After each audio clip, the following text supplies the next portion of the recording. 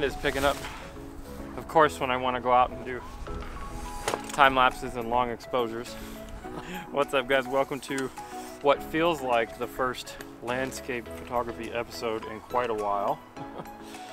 It's weird because like I'm lucky that I live in a place where the pandemic has largely unaffected me personally, and I can get out without fear of running into people and all that kind of stuff. And I live in this tiny little mountain town, and I have all those mountains to play in, all of that stuff, you know. So being able to get out hasn't been my problem, but I feel like I haven't done landscape in forever because of the New Mexico weather. There's been no clouds. And earlier today, it started out raining this morning. Well, I say rain, it misted for like 5 minutes. And then it got these epic clouds. And of course I was busy doing homeschooling with my son and stuff. And by the time I could get out here, that's what's left. I'm pointing to a cloud that you can't even see. See, there's one cloud. It's like, that's it. I was so excited to be able to do some landscape today. Landscape photography, time lapses. And I don't know if that's gonna happen. So the goal is, I'm gonna set up for a time lapse over there, and then I'm gonna have another long lens, probably to pick off details with these little clouds over the mountains.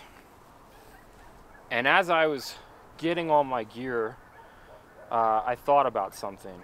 So the problem that I realized, and this is definitely a problem with me in particular, and maybe you guys too, but definitely with me in particular, is that too much gear can be a blessing and a curse. And usually for me, it's a curse. And why do I say that?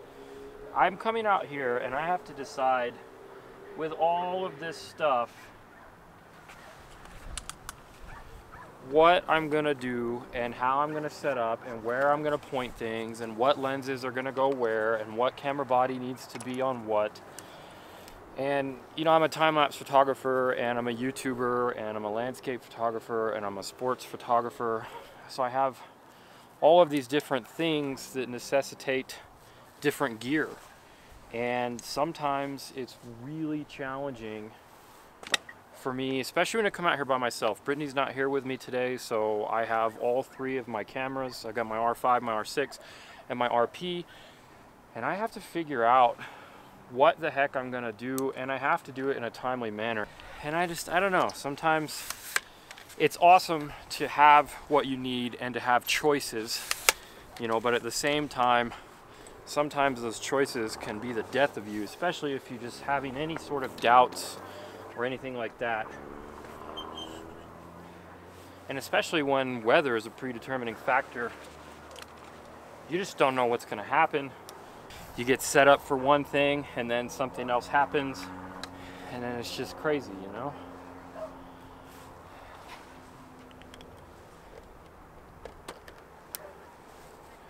That's a bad idea. So I have these third-party adapters because the whole world is like out of Canon adapters. I have one Canon adapter, but it's in use somewhere. It's on that. The third-party adapters work fine, but I've discovered I've already broken one because I've had these heavy lenses on it. And if you don't have it set up, like 2470 broke one of my adapters because it's just too heavy. It's front heavy. There's no tripod collar because it's, you know, too short. And it's just, it's a pain. So I think what I'm gonna do here, see, I'm set up for Astro because the last thing I did was Astro. And there's just almost no clouds. So I'm just gonna do a quick time lapse here. I'm gonna go with aperture priority mode. So now all I have left is 35mm on my R5 and 24-70, which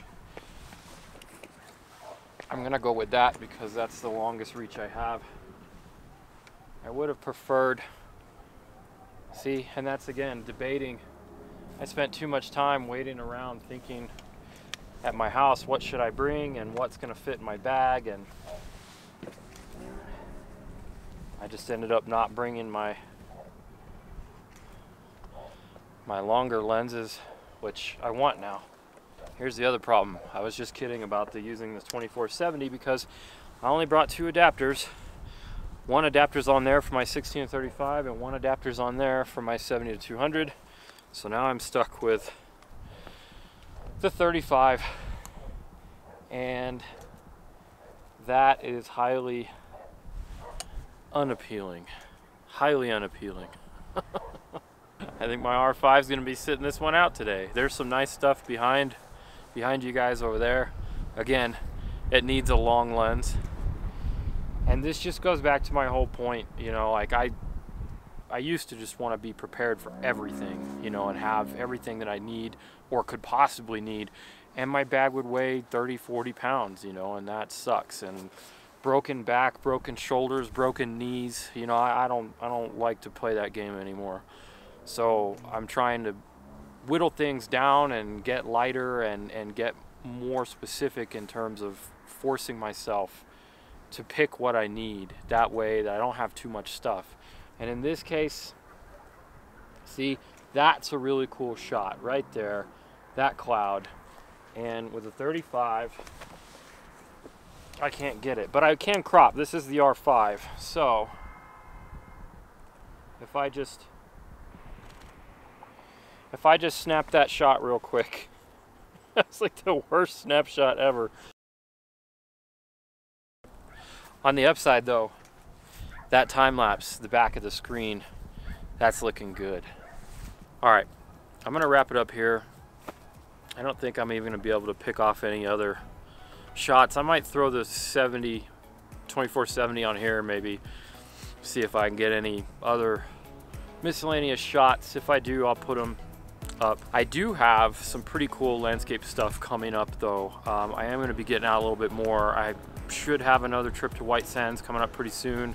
Getting some new gear. Speaking of gear, I'm getting some new gear that I'm pretty excited about, and I think a lot of you guys will be excited about, both on the phone front, the mobile front, and on the mirrorless front.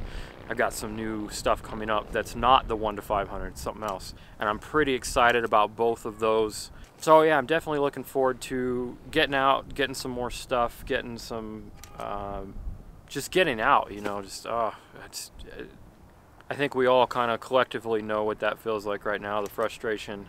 I'm super lucky that I'm stuck here in New Mexico, which is the best state in the country, and it's just so beautiful. And I'm just so lucky that I live in the middle of nowhere where I can get out into the Gila forest and the mountains, and so I'm going to be utilizing that some more. Also, on another positive note, this should be kind of a day to night lapse, and when the college lights turn on and all that stuff, it should look pretty nice. Be a nice transition. So I'm getting more happy with that as this goes on.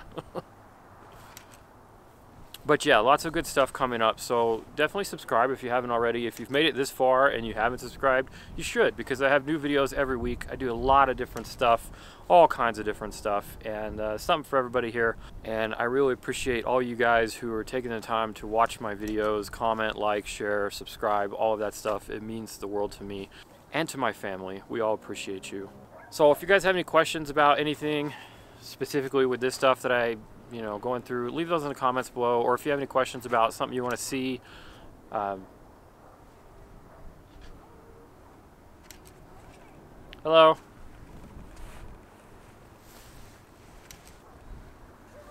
it's beautiful, aren't they? Yeah. Are you taking anything in particular? I was what was I saying about a quiet little mountain town and no people? Somebody just walked right up on me. Oh, good times. Anyway, so I think I was wrapping it up. Yeah, I got a lot of good stuff. I love you guys for supporting me, watching the channel. Subscribe if you haven't already. Hit that like button. It really helps me out. And I will see you guys in the next one.